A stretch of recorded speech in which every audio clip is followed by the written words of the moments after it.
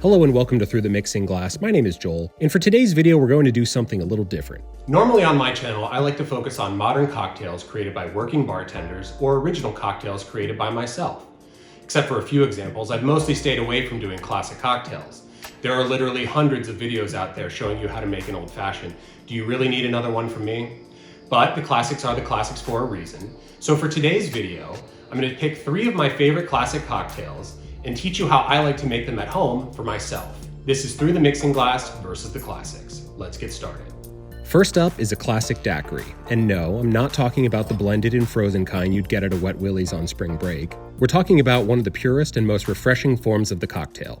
Just rum, lime juice, and sugar, shaken until insanely cold. When I know I want a drink but don't know what I want, I make a daiquiri. First up is 3/4 of an ounce of simple syrup. The demerara syrup I like to use has a dark brown color, which is going to come at the expense of the drink having a bright, vibrant appearance, but it's going to work great with our rum.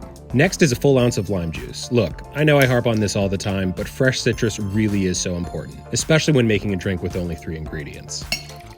And our final ingredient is 2 ounces of white rum. My personal favorite is Wray and Nephew White Overproof rum. It's got a lot of the funky character you'd expect from a Jamaican rum, and at 126 proof, it really packs a punch, which is exactly what I'm looking for.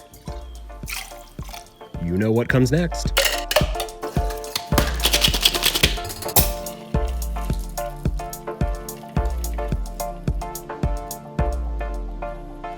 Now how nice does that look? You can garnish with a lime wheel or wedge if you'd like, but since I'm showing you how I like to make these drinks for myself, I'll pass.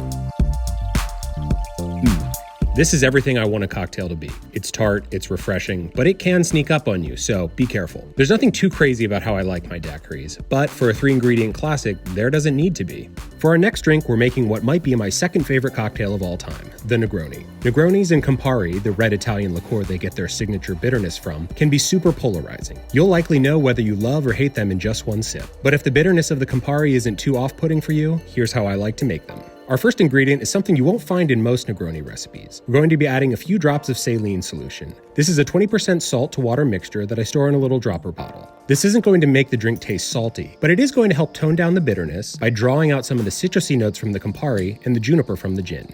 Next is the sweet vermouth, and here's where I'm going to differ from many of the cocktail cognoscenti. While many cocktail YouTubers and bloggers swear by Dolan Rouge or Carpano Antica formula, my favorite vermouth for a Negroni is good old-fashioned Martini and Rossi. Don't get me wrong, Carpano is a delicious vermouth, but $40 for a full-size bottle of vermouth? I just can't justify it. There's also something in the flavor profile of Martini and Rossi that just tastes right in a Negroni to me. So save your hard-earned money and go with Martini and Rossi. I'm not going to tell if you won't. After a take that hot, I'm starting to feel like Stephen A. Smith, so let's wrap up our Negroni quickly with 1.5 ounces of Campari and 1.5 ounces of gin. I'm using Beefeater London Dry, which is about as classic as you can get. As you can see, I've been building this drink in the glass I'm going to drink it from. You could build this in a mixing glass and then strain it into a separate glass with fresh ice. But for me, the Negroni is a fun drink that doesn't need to be taken so seriously. So I'm drinking it from this 80s era promotional tumbler. And I'm using a whole bunch of little ice cubes instead of serving it over a big rock of ice. The little ice cubes may melt a bit quicker, but something about all those cubes sloshing around helps remind me that cocktails don't always have to be so serious. The glass and the ice are totally up to you. So drink it how you like it. And finally, a twist of orange. We're going to give it a squeeze before dropping it in to express the oils and enhance those citrus flavors. And now for the best part of having a cocktail channel on YouTube. That to me is a flawless cocktail. Would it be better with the more expensive vermouth? Maybe, but for a weeknight after work drink, it certainly doesn't need it. And last but not least, the granddaddy of them all, the old-fashioned. I first got into cocktails back in 2010 under the tutelage of my good friends John and Akash. One of the first things they told me was the original formula for the old-fashioned: sugar, water, bitters, and booze. All that extra stuff like muddled cherries or orange slices is completely optional. You can include it if you'd like, but I leave it out. First in the glass for me is a rough-cut demerara sugar cube. Simple syrup is fine here too, but I really like that little bit of sugar residue at the end of the drink when you make it with a sugar cube. Next up is our bitters, and while I love Angostura, lately I've been obsessed with Bitterman Chocolat Mole bitters. I've been using them in all my old fashions. It's a chocolate-flavored bitters with rich notes of cacao, cinnamon, and other spices. I can't recommend these highly enough. They're super versatile and will work in a variety of drinks. I'm squeezing 2 or 3 droppers worth directly onto the sugar cube. And what the heck, let's do a couple dashes of orange bitters too. Now let's take a muddler and break apart the sugar cube.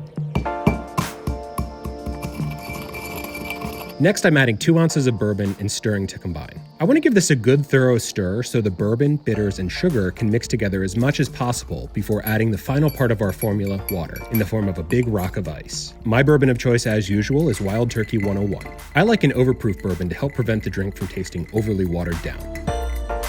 Maybe another splash can't hurt.